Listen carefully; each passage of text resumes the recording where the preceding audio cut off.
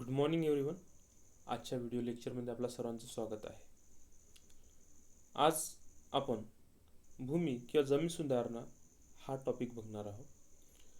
स्पर्धा परीक्षांसाठी भूमी सुधार किंवा जमीन सुधारणा हा टॉपिक खूप महत्त्वाचा आहे. याच्यावर अनेक प्रश्न विचारले जातात. ब्रिटिश काळांमध्ये ज्या काही आर्थिक नीती राबवण्यात आलेल्या होत्या, त्या आर्थिक नीतींच्या माध्यमातून इथल्या स्थानिकांचं शोषण किंवा एक कर व्यवस्था निर्माण करण्यासाठी अनेक प्रयत्न ब्रिटिश सरकारने केले. अशाच पद्धतीने वेळेस भारत स्वतंत्र झाल्यानंतर शेतीवरचा टप्प्याटप्प्याने करच नाहीसा करण्यात आलेला होता. परंतु यासाठी अनेक प्रयत्न करावे लागले. जमीन ज्या काही जमीनदारांकडे होत्या त्या लोकांना द्याव्या लागल्या. यासाठी एक मोठा संघर्ष आणि अनेक सुधारणा या भूमी सुधारणामध्ये करावं लागल्या. तर नक्की कोणत्या कोणत्या सुधारणा किंवा कोणत्या टप्प्यात करावं लागल्या ते आपण पुढे बघणार आहोत. त्यापूर्वी आपण ब्रिटिश काळांमध्ये कशा पद्धतीने भूमी सुधारणा घडवून आणल्या ते आपण बघणार आहोत. ठीक आहे. भूमी सुधारणा. जमीन सुधारणा कायदे. स्वातंत्र्यपूर्व काळात भारतात जमीनदारी, महालवारी आणि रयतवारी या जमीन धारणा अस्तित्वात होत्या. आता पहिले जमीनदारी किंवा कायमधारा पद्धत, याला स्थायी बंदोबस्त असं सुद्धा म्हटलं जाते हिंदीमध्ये. तर ही पद्धत जी होती ती 1793 मध्ये कॉर्नवॉलिस यांनी बंगाल प्रांतात सुरू केली. पण त्यापूर्वीच 1765 मध्येच बंगाल प्रांतात एक जमीनदारी पद्धत लागू करण्यात आली होती. पण ज्यावेळेस कॉर्नवॉलिस इथले गव्हर्नर म्हणून आले आणि गव्हर्नर म्हणून आल्यानंतर त्यांनी विविध पद्धतीने इथे कर व्यवस्था सुधारणा केल्या.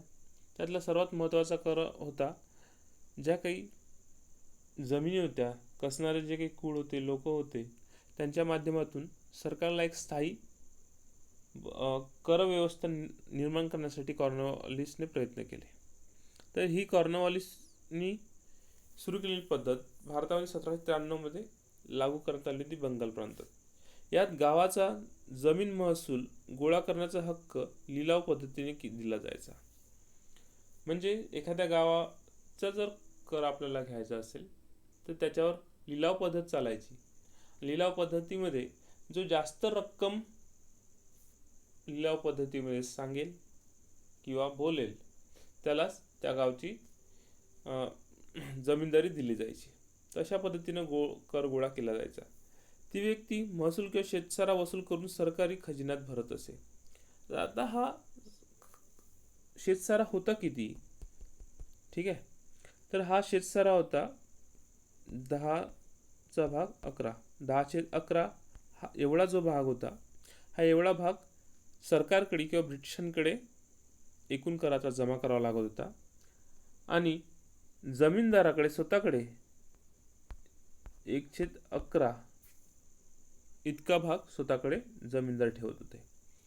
अशा पद्धतीने काय व्हायचं की जमीनदारी पद्धतीमध्ये कराचं डिवायडेशन व्हायचं, ब्रिटिश आणि जमीनदार.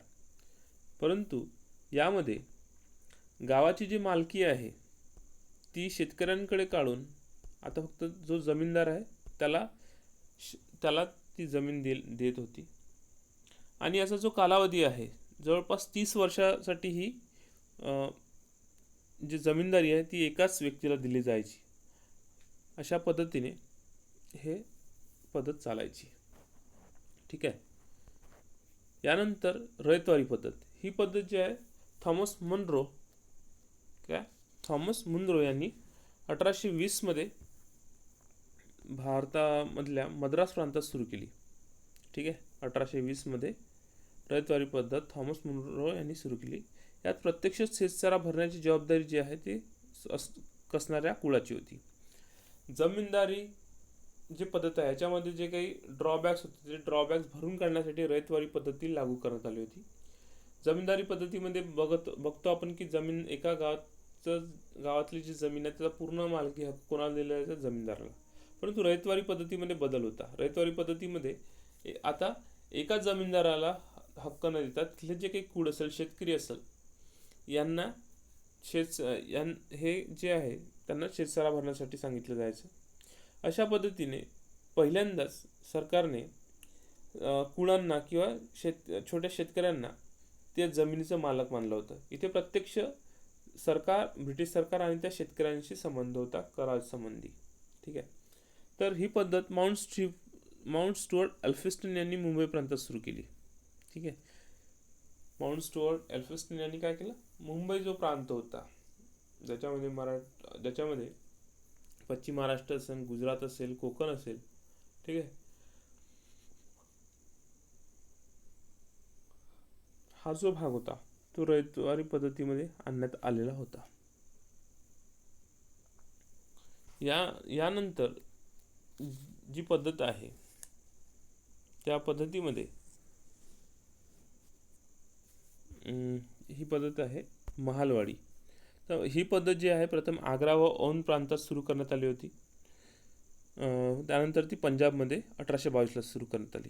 या पद्धतीत शेतसारा भरण्याची जबाबदारी संपूर्ण गावाची, संयुक्त गावाची होती. आता महाल या शब्दाचंच व्याख्या करत असताना लक्षात येईल तुम्हाला, महाल म्हणजे एखादा छोटा गाव. आणि या आता काय करतो, आतापर्यंत आपण जमीनदारी आणि रयतवारीमध्ये बघत होतो. एकीकडे जमीनदार पैसे पे करत होता किंवा कर भरत होता, दुसरीकडे स्थानिक जो काही कुळ आहे किंवा शेतकरी आहे तो पैसा भरायचा. परंतु महालवारीमध्ये अख्ख्या गावालाच, म्हणजे एखाद्या गावाला महाल म्हटलं जायचं त्या काळामध्ये, आणि त्या महालाला संयुक्तपणे शेतसारा भरावा लागत होता. ठीक आहे. तर यामध्ये जवळपास एकूण कराचा 30% जो कर भरावा लागत होता. ठीक आहे. भूमिकर किती होता, 30% भूमिकर होता. आणि अशा पद्धतीने या गावातील प्रमुखास लंबदार असे म्हटले जायचे. ही जी पद्धत आहे ती लॉर्ड हेस्टिंग यांनी सुरू केली होती. ठीक आहे. भारतामध्ये लॉर्ड हेस्टिंग यांनी ही पद्धत सुरू केली होती. यानंतर बघू आपण स्वातंत्र्योत्तर कालखंडात भारतात झालेल्या जमीन सुधारणा. आता याच्यापूर्वी जेव्हा ब्रिटिश काळामध्ये झालो, या ज्या व्यवस्था सुरू केल्या याच्यामध्ये विविध टप्प्याटप्प्यामध्ये सुधारणा करण्यात आल्या, विविध मार्गाने इथे सुधारणा करण्यात आल्या, विविध प्रयोग करून पाहण्यात आलेले आहे. अशा पद्धतीने स्वातंत्र्य कालखंडात ब्रिटिशांनी ही कर व्यवस्था निर्माण केली.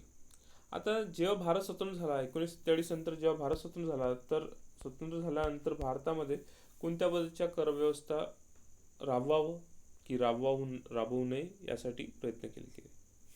ठीक आहे. तर बघू आपण जमीन सुधारणेचा अर्थ. बऱ्याचदा श्रीमंत लोकांकडून जास्तीची जमीन जी आहे घेऊन गरीब लोकांना वाटून देणे होय. हा एक सर्वसाधारण व्याख्या करता येईल की जमीन सुधारणा म्हणजे काय. तर जमीन सुधारण्याची छोटी व्याख्या की मोठे जे शेतकरी आहेत, शेतकऱ्यांकडची जमीन जी आहे ती छोट्या शेतकऱ्यांना, भूमिहीन शेतकऱ्यांना छोटे छोटे तुकडे करून देणे. जमीन सुधारणांमध्ये जमीन मालकी, जमिनीचे विस्तृत पट्टे, खरेदी आणि विक्री, व्यापार आणि वारसा हक्काचा समावेश या सुधारणा करून आणल्या होत्या. भारतासारख्या शेतीप्रधान देशात जिथे जमीन मर्यादित आहे, जमीन फारच कमी आहे आणि जिथे ग्रामीण भागातील बहुतेक लोक दारिद्र्य रेषेखालील जीवन जगत आहेत किंवा राहत आहेत, तिथे आर्थिक आणि राजकीय दृष्टिकोनातून जमीन सुधारणा अनिवार्य आहे. आता भारतामध्ये जवळपास पूर्वी 70%पेक्षा जास्त लोक जे आहे शेतीवर अवलंबून होते. याच्यामुळे भारत हा कृषीप्रधान देश म्हणून जगात ओळखला जायचा. तर या देशाला कृषीप्रधान बनवण्यासाठी महत्त्वाचं आहे की इथल्या जमीन सुधारणा सगळ्यात महत्त्वाच्या होत्या. यासाठी सरकारने अनेक प्रयत्न केले.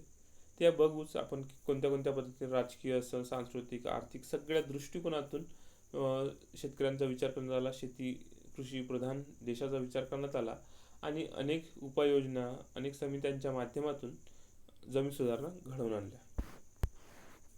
भारतातील जमीन सुधारणेचे मुख्य उद्दिष्ट म्हणजे जमीन मालकीची पद्धत बदलून ग्रामीण समाजाची सामाजिक आणि आर्थिक स्थिती बदलणे. बघा, जमीन मालकीची पद्धत बदलवणे. आता जेव्हा भारत स्वतंत्र व्हायचा होता, त्यावेळेस आपण बघतो की भारतामध्ये 3 पद्धती होत्या. याच्यामध्ये जे महालवारी आहे तर जी जमीनदारी पद्धत त्याच्यामध्ये 30 वर्षासाठी एकाच जमीनदाराला पूर्ण शेती दिली जायची आणि त्याच्या माध्यमातून जो एकूण कर गोळा केला जायचा. अशा पद्धतीनं ग्रामीण भागात मोठ्या प्रमाणात जमीनदारांचे काय वर्चस्व निर्माण झालं. त्यांच्या अंडरमध्ये कुळ मग काय करायचे ते शेती करायचे आणि अशाच पद्धतीनं वर्षानुवर्ष गुलामगिरीमध्ये कुळांनी आपल्या शेती केल्या होत्या. त्याच्यामुळे इतके वर्ष केल्यानंतर सुद्धा त्यांना मालकी हक्क मिळाले नाही, पट्टे मिळाले नाही. यासाठी जे आहे सरकारने अनेक सुधारणा घडवून आणल्या होत्या. त्याच्यामधल्या पहिली जी सुधारणा होती जमीन मालकीची पद्धत बदलवणे, ग्रामीण समाजाची सामाजिक व आर्थिक स्थिती बदलणे, म्हणून स्वातंत्र्योत्तर भू सुधारणेला प्राधान्य देण्यात आले. ठीक आहे. जमीन सुधारणा सामाजिक समानता, सामाजिक न्यायाच्या तत्वावर आधारित आहे. याद्वारे शेतजमिनीचे पुनर्वितरण, जमीन मालकी बदलणे, शेतीचे एकत्रीकरण आणि जमीन बदलणे म्हणजे भाडे बदलणे इत्यादी कार्य व सुधारणा आवश्यक आहेत. म्हणूनच जमीन सुधारणामध्ये खालील उपायांचा समावेश करण्यात आलेला आहे. मध्यस्थी निर्मूलन, त्यानंतर भाडेकरू व्यवसाय आणि जमीन व्यवसाय आणि त्यानंतर जमीन व्यवसाय मालगुजारी किंवा भाडे नियमन सुधारणा, जमीन मालकी सुधारणे इतके प्रयत्न करणे, मालमत्तेच्या आकाराची कमाल मर्यादा निश्चित करणे आणि शेतमजूर अल्पभूधारक शेतकऱ्यांना अधिशेष वितरण करणे. अधिशेष म्हणजे जास्तीचे जे पैसे आहेत, जास्तीत जे आर्थिक त्यांची स्थिती बळकटी व्हावा यासाठी जास्तीत जो पैसा तो त्यांना दिला जावा. जमिनीचे छोटे छोटे आकार होण्यापासून वाचवणे आणि एकलग जमीन ठरवणे. सहकारी शेती स्थापन करणे, सहकारी शेतीच्या माध्यमातून एकमेकांच्या शेतीचा खर्च कमी करणे, विकास वाढवणे, जोखीम शेतीची जी काही होणारी जोखीम आहे ती कमी करणे यासाठी प्रयत्न केले गेले. खसरा व खेतोनी रेकॉर्ड सिस्टीमची मजबूतीकरण. आता जे जुने जे काही ट्रेडिशन्स होते, ज्या ट्रेडिशन्सनी शेतीचं एकत्रीकरण केलं जायचं किंवा त्याचे सिस्टीम रेकॉर्ड ठेवले जायचे, त्याचं आधुनिकीकरण करण्यासाठी किंवा मजबूतीकरण करण्यासाठी प्रयत्न केले गेले. कर किंवा मालगुजारी पद्धती सुधारणा. 1951 मध्ये एकूण भूमी कर एकूण कृषी उत्पादनाच्या 50% निर्धारित करण्यात आला होता. ठीक आहे. सन 1951 मध्ये भूमी कर एकूण कृषी उत्पन्नाच्या 50% निर्धारित करण्यात आला होता. पहिल्या व दुसऱ्या पंचवार्षिक योजनेमध्ये भूमी कर 50 वरून 20 ते 25% कमी करण्यात आला होता. पहिल्या व दुसऱ्या पंचवार्षिक योजनेमध्ये काय केला होता, भूमी कर 50% वरून 20 ते 25% कमी करण्यात आला होता. चौथ्या पंचवार्षिक योजनेत भूमी कर पूर्णपणे बंद केला. तर आपल्यासाठी हे वाक्य महत्त्वाचं आहे की असं प्रश्न तुम्हाला विचारू शकतात की मालगुजारी पद्धतीनुसार किंवा मालगुजारी पद्धतीत ज्या सुधारणा करण्यात आल्या त्याच्यानुसार भारतामध्ये केव्हापासून किंवा कोणत्या योजनेपासून भूमी कर समाप्त करण्यात आला. तर ते तुम्हाला आन्सर सांगता आला पाहिजे. चौथ्या पंचवार्षिक योजनेपासून काय झालं, भूमी कर पूर्णपणे बंद करण्यात आला होता. तर आजही शेतीवर जो आहे तो टॅक्स बसत नाही. आता स्वातंत्र्यानंतर ज्या भूमी सुधारणा ज्या घडवून आणल्या त्याच्यामध्ये काही समित्या स्थापन करण्यात आल्या होत्या. त्यातली जे.सी. कुमारप्पा समिती, जिचा अहवाल जो आहे 1949ला कॅबिनेटच्या समोर ठेवण्यात आला होता. आता जे.सी. कुमारप्पा जे आहे एक गांधीवादी अर्थतज्ञ होते. राष्ट्रीय काँग्रेसच्या माध्यमातून ही समिती स्थापन करण्यात आली होती. त्यांनी अनेक पुस्तके लिहिलेली आहे, महत्त्वाची पुस्तके लिहिली आहे आर्थिक क्षेत्रामध्ये आहे किंवा गांधीजीच्या तत्वांवर आधारित. कारण की गांधीजीचे मोठे फॉलोअर होते हे आणि गांधीजींचे जे काही आर्थिक विचार आहे ते आर्थिक विचार यांच्याच विचाराशी मिळते जुळते आहेत किंवा ते फॉलो करत होते. त्याच्यामध्ये जे उद्दिष्ट ठेवण्यात आले होते बघा, कोणते उद्दिष्ट ठेवण्यात आले. मध्यस्थांचे निर्मूलन करणे. आता मध्यस्थ कोण आहे, जो जमीनदार आणि कुळ आहे यांच्या मध्यात येणारे जे काही दलाल असेल किंवा सरकार आणि शेतकरी यांच्यामध्ये कर व्यवस्था संबंधित जे काही मध्य दलाल होते, जसं जमीनदार असेल तर यांची काय या मध्यस्थांचे निर्मूलन करण्याचा प्रयत्न जे आहे ते जे उद्दिष्ट आहे ते कुमारप्पा समितीला देण्यात आलं होतं. त्यानंतर भाडेकरू सुधारणा, कुळाची सुरक्षा आणि मालकी हक्क त्यांना देण्यासाठी प्रयत्न केले गेले ह्या दुसऱ्या तरतुदीच्या माध्यमातून. तिसरं आहे जमीन एकत्रीकरण. जमिनी ज्या विखुरलेले आहे त्यांचे एकत्रीकरण करणे आहे. त्यासाठी मग सरकारने विविध टप्प्यात प्रयत्न केले. त्यानंतर चौथं आहे भूमी अभिलेखाचे आधुनिकीकरण. आता भूमी जे अभिलेख आहे जे ब्रिटिश काळांमध्ये चालवले जायचे त्याच्या माध्यमातून अनेक जे दस्तावेज आहे ते आज कुजत चालले आहे, खराब होत चालले आहे अभिलेखागारामध्ये. याचं आधुनिकीकरण केलं किंवा कम्प्युटरायझेशन केलं तर त्याचा वापर पुढच्या पिढीसाठी होईल. पुढचे जे काही हेतू परस्पर जे काही वादविवाद आहे ते सॉल्व्ह करण्यासाठी या सगळ्या कायद्यांचा अभ्यास या उद्दिष्टांचा अभ्यास करण्यासाठी जे सी कुमारप्पा समिती नॅशनल काँग्रेसच्या माध्यमातून स्थापन करण्यात आली होती. तर त्यांचे अजेंडा काय होतं ते बघा. ठीक आहे. पहिला होता जमीनदारी निर्मूलन. आता भारतामध्ये लोकसभेमध्ये आलेले किंवा राज्यसभेमध्ये आलेले सदस्य असेल किंवा याच्यापूर्वी ब्रिटिश असल्यामुळे त्यांनी जमीनदारी प्रथा जे आहे उच्चाटन न करता तिला वाढवण्यासाठी प्रयत्न केले. कारण की हेच जमीनदार जे आहे ते ब्रिटिशांचे मोठे फॉलोअर्स होते. ठीक आहे. त्याच्यामुळे जमीनदारी वर्ग निर्माण करण्यामागे जे आहे ते ब्रिटिशांनी खूप प्रयत्न केले. त्यानंतर अंमलबजावणीस विलंब. आता भूमी सुधारणा संबंधित ज्या काही अंमलबजावणी होत्या त्याच्यासाठी लागणारा जो वेळ तो मोठा कालावधी लागायचा. त्यामुळे या अंमलबजावणीस काय होतं विलंब होत होता. तिसरा आहे कायदेशीर पळवाट. आता या जमीन सुधारणा संबंधी जे काही कायदे आहे त्या कायद्यांना विविध माध्यमातून टॅकल करता येत होतं. विविध माध्यमातून त्याला विरोध करता येत होता, त्यांना चॅलेंज देता येत होतं. त्याच्यामुळे जमीन सुधारण्यासाठी जे काही सरकारने प्रयत्न केले त्याच्यामध्ये तिसरा महत्त्वाचा पॉईंट होता की कायदेशीर पळवाटी ज्या होत्या त्या पळवाटा बंद करणे. त्यानंतर चौथं होतं स्थानिक पातळीवर भ्रष्टाचार. आता स्थानिक पातळीवर जो काही भ्रष्टाचार आहे तो आम्हा सर्वांना माहीत आहे की इथले अनेक जे अधिकारी आहेत साध्या डॉक्युमेंटसाठी सुद्धा काय करतात पैसे मागतात. अशा पद्धतीने आपल्याला दिसून येते. यानंतरचा पॉईंट आहे भारतीय भागामध्ये अजूनही औपचारिकपणे जमीनदारी पद्धत आहे अस्तित्वात आहे. तेच जमीनदारी पद्धत जी आहे ते नष्ट करण्यासाठी सरकारने जरी प्रयत्न केले तरी त्यानंतर सुद्धा मोठ्या भागात जे काही कूड आहे किंवा ज्यांचे कर्ज सावकार आहे सावकारांचे जे कर्जबाजारी आहे लोक आजही त्यांना मानतात, जमीनदारांना मानतात. तर अशा पद्धतीनं जे आहे आजही जमीनदारी अवस्था अनेक भागात प्रचलित आहे. ती अवस्था संपूर्णपणे नष्ट करण्यासाठी जे आहे या समितीची स्थापना करण्यात आली. त्याचा हा पहिला अजेंडा होता.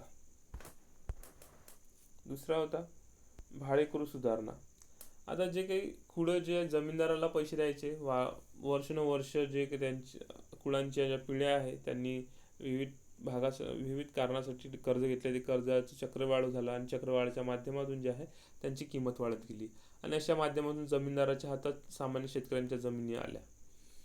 तर या पद्धतीमध्ये जे काही जमीनदार आहे आणि जे काही भाडेकरू आहे किंवा जे जमीन कसणारे आहे यांच्यामध्ये एक तोडगा काढण्यासाठी सरकारने प्रयत्न केला. त्यासाठी विविध पद्धतीने जे काही भाडेकर आहे तो कमी करण्यासाठी त्याच्यामुळे काय होईल शेतकऱ्यांना सुद्धा ती जमीन परवडेल आणि त्यातून निघणारं उत्पन्न सुद्धा फायदेशीर ठरेल. नंतर तिसरं आहे जमीन भाडे कमी करण्यात आले. ते 10 ते 15% काय होते ते कमी करण्यात यावे अशी शिफारस करण्यात आली. त्यानंतर भाडेपट्टी किंवा भाडे कराराद्वारे भाडेकरूंना कार्यकाळ कालावधी सुरक्षा देणे. अशा पद्धतीने जर भाडेपट्टीवर जर एखाद्याला दिलं असेल तर कमीत कमी 11 महिन्यासाठी जरी ती जमीन त्याला देण्यात यावी. जास्तीत जास्त किती कालावधीसाठी देऊ शकतो पण कमीत कमी जे आहे 11 महिने. याच्यामुळे काय होईल तर जे एखाद्या वेळेस जमीन मालकाला किंवा जमीनदाराला आपली शेती करायची असेल तर तो काय करेल नियमामध्ये बांधून असल्यामुळे तो त्या वर्षी शेती करणार नाही. पुढच्या वर्षी मे बी जर झालं तर सांगू शकतो आणि अशा पद्धतीने काय होतं जमीन सुधारणाचा हा एक अजेंडा आहे. त्यानंतर भूमी अभिलेखाची कमतरता, भूमी मालकीची माहिती नाही आणि निरक्षरता, गरिबी हे जे आहे भारत स्वतंत्र झाल्यानंतरचे महत्त्वाचे कारणं होते. त्यामुळे जमीन कोणाला द्यायची कोणाला नाही द्यायची, कोणी नोकरीवर आहे का या संबंधित जी आकडेवारी आहे ती सरकारकडे उपलब्ध नसल्यामुळे अनेक अडचणी जायच्या. तर या अडचणीवर मात करण्यासाठी जे आहे मात करण्यासाठी भूमी अभिलेख आहे त्यांचं संगणकीकरण करण्यात यावं किंवा भूमीच्या मालकीची माहिती देण्यात यावी. निरक्षरता, गरिबी हे जे काही मूलभूत प्रश्न आहेत ते सॉल्व्ह करण्याचा प्रयत्न स्थानिकांनी करावा यासाठी ही शिफारस करण्यात आली होती. त्यानंतर जमीन सुधारणा अजेंडा 3 जमीन कमाल मर्यादा. आता एखाद्या व्यक्तीकडे जास्तीत जास्त किती जमीन असावी यासंबंधी कायदा करण्यात आला होता आणि त्या माध्यमातून एका व्यक्तीकडे जे ठराविक त्यांची जे पद्धत आहे, ठराविक पद्धतीने इतकी इतकी शेती त्या एका व्यक्तीला देण्यात यावी. याच्या माध्यमामुळे काय होईल तर की त्यांच्या जमिनीचा आकार कमी होऊन जे काही बाकी भूमिहीन लोक आहे, आजपर्यंत जे कुळ आहे गुलाम म्हणून जगत होते, त्यांना रोजगार उपलब्ध होईल, त्यांना काम मिळेल हाताला आणि ते सुद्धा आपल्या आपल्या शहराचा विकास करू शकतील यासाठी प्रयत्न केले गेले. त्यानंतर जमीन अधिशेष जमीन शासनाने ताब्यात ठेवण्यासाठी जमीनदारांना वरची मर्यादा निश्चित केली. आता जर एखाद्याला जमीन आपल्या हातात पाहिजे असतं त्याच्यासाठी क्रायटेरिया देण्यात आला, मर्यादा देण्यात आल्या. त्या मर्यादेच्या माध्यमातून त्यांच्याकडे जमीन अधिशेष देण्यात आला. ठीक आहे. त्यानंतर बेनामी व्यवहार. आता शेतीमध्ये होणं, शेती जी आहे त्याची खरेदी विक्री चालते, त्याच्यामध्ये काळा पैसा आहे तो वाईट करण्याचा प्रयत्न केला जातो. तर असेच जे प्रयत्न होत आहेत ते थांबवण्यासाठी सुद्धा ही योजना आणण्यात आली होती, ही समिती स्थापन करण्यात आली होती. स्थानिक पातळीवर भ्रष्टाचार. आता स्थानिक पातळीवर जो आहे तो भ्रष्टाचार कमी करण्यासाठी सुद्धा या समितीने काही शिफारशी दिल्या होत्या. त्याच्या माध्यमातून अनेक भागात त्या शिफारशी राबवून देशाचा विकास करण्यात आला होता. नंतर वास्तविक मालकी. आता जमिनीवर मालकी कोणाची असते, जमीनदाराची असावी की कुळाची असावी, यासाठी जो काही विरोधाभास आहे तो होऊ नये त्यासाठी प्रयत्न करण्यात आले. सरकारने अनेक प्रयत्न केले आणि त्या प्रयत्नांना मग यशही आलं, ते आपण पुढच्या टप्प्यात पाहणार आहोत. जमीन नोंदीचे संगणकीकरण न होणे. आता जेव्हा जमीन नोंदीचे संगणकीकरण न झाल्यामुळे काय जे आहे आपल्या जमिनीचे आजही डॉक्युमेंट्स आहे ते अभिलेखागारामध्ये जाऊन पाहावं लागतात किंवा तलाट्याकडे जाऊन पाहावं लागतात आपले सातबारे. पण मधातले जे कृषी सेवक असतात, ग्रामसेवक यांच्या माध्यमातून आपल्याला ते जे हे संगणकीकरण झालेले जे आहे त्या शेतात दिसून येतील. त्या व्यतिरिक्त अनेक अशा माध्यमातून जमिनीचे संगणकीकरण करण्याचा प्रयत्न करण्यात येत आहे. जमीन सुधारणे अजेंडा 4. तर जमीन एकत्रीकरण, दरडोई कमी जमीन धारण करणे किंवा नफा. तर आता जमिनीचे एकत्रीकरण करतो म्हटलं तर जमिनीचे जे आकार आहे ते सध्या खूप कमी आलेले आहेत. ठीक आहे. एका व्यक्ती मागे जे आहे 1 एकर सुद्धा जमीन सध्या उपलब्ध नाही आहे. त्याच्यामुळे आणि लोकसंख्याचा जो काही विस्फोट झाला याच्यामुळे ह्या अशा कारणामुळे जमीन एकत्रीकरण करता येणं कठीण आहे.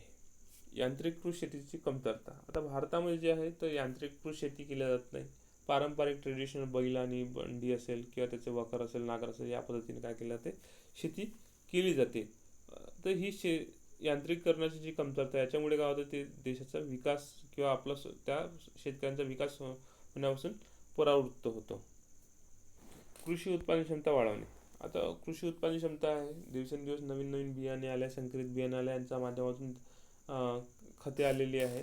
खतांच्या माध्यमातून काय करावं त्या जमिनीचा विकास करणे आणि त्याच्यामधून जास्तीत जास्त उत्पन्न बाहेर काढणे यासाठी प्रयत्न केले गेले. कमी कृषी गुंतवणूक. ऑपरेशनल होल्डिंग्स वाढवण्यासाठी जमिनीचे एक्सचेंज परंतु परस्पर विश्वासाची गरज आहे. आता शेतीमध्ये जे आहे ऑपरेशन विविध पद्धतीने काय तिथे इन्व्हेस्टमेंट करावं लागतं आणि इन्व्हेस्टमेंट करून त्या शेतीचा विकास करावा लागतो. आता आधुनिक काळामध्ये येणाऱ्या विविध पद्धती असेल, विविध पॅटर्न्स असेल, त्या पद्धतीने जर गेलो तर आपलं निश्चितच उत्पन्न वाढवण्यासाठी प्रयत्न करावा लागतील. ऑपरेशन होल्डिंग्स वाढवण्यासाठी जमिनीचे एक्सचेंज परंतु परस्पर विश्वासाची गरज. आता जमिनीचे जे होल्डिंग्स आहे किंवा जमिनीचे जे काही मालक आहे त्यांच्या मालकांची संख्या आता वाढवणे असेल, अदलाबदल करणे असेल, यासाठी जमिनीचे सोबतच एक्सचेंज करणे, जमिनीचे सुद्धा बदल करणे किंवा एक्सचेंज करणे सुद्धा मान्य करण्यात आलेलं आहे. त्यानंतर सहकारी शेती असफल. आता भारतासारख्या जे स्वतंत्र वृत्तीचे लोक आहे, भावाचं धुऱ्यासाठी त्याचं भांडण होतं, अशा जर देशामध्ये सहकारी शेती जर राबवतो म्हटलं तर ते असफलच होईल. भारतातल्या मोठ्या भूभागावर आता सहकारी शेती करण्याचा प्रयत्न सुरू आहे, पण ज्या पद्धतीनं सहकारी शेतीला प्रोत्साहन मिळालं पाहिजे नव्हतं सरकारच्या माध्यमातून, ते न मिळाल्यामुळे देशामध्ये सध्या जे आहे ते सहकारी शेती हा जो प्रयोग आहे तो असफल ठरलेला आहे. राज्यामध्ये जमीन सुधारणे स्थिती व सर्व राज्य जमीन सुधारणे यशस्वीरित्या अंमलात आणू शकले नाही. पंजाब, हरियाणा, गुजरात, महाराष्ट्र आणि दक्षिणेतील राज्य अर्धवट आणि यशस्वी झालेली आहेत. पूर्व भारतीय राज्यातील शेतकरी अजूनही जमीनदारीच्या तावडीतून मुक्त नाहीत. वेठबिगारी वेठबिगारी कामगार आणि शेतकऱ्यांचे शोषण होत आहे. पूर्व भारत लहान जमीन आणि जमीनधारकता किंवा भूमिहीन मजूर, उच्च कृषी गरिबी या सगळ्या कारणं जे आहे त्याच्यामुळे जमीन सुधारणा होऊ शकला नाही.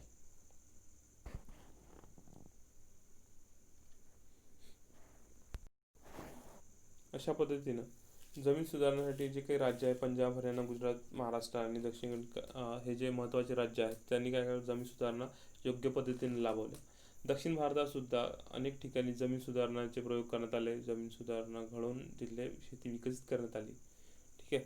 तर अशा पद्धतीने जे आहे भूमिहीन शेतकऱ्यांना, भूमिहीन जे रोजावर जाणारे जे लोक आहेत यांना जर शेतीचे पट्टे जर उपलब्ध करून दिले तर ते एका जागी स्थायिक होतील आणि त्याच्या माध्यमातून काय आपलं शेतीचं उत्पन्न वाढवतील. असे अनेक प्रयोग जे आहे ते आज शेतीमध्ये करण्यात येत आहे. तर मित्रांनो, इथपर्यंत आज आपला पहिला जो भाग आहे तो शेती सुधारण्याविषयी बघणार आहोत. यातील दुसरा भाग लवकरच आपण लवकरच मी टाकणार आहे. तो नंतरच्या टप्प्यात आपण पाहू. चला, धन्यवाद.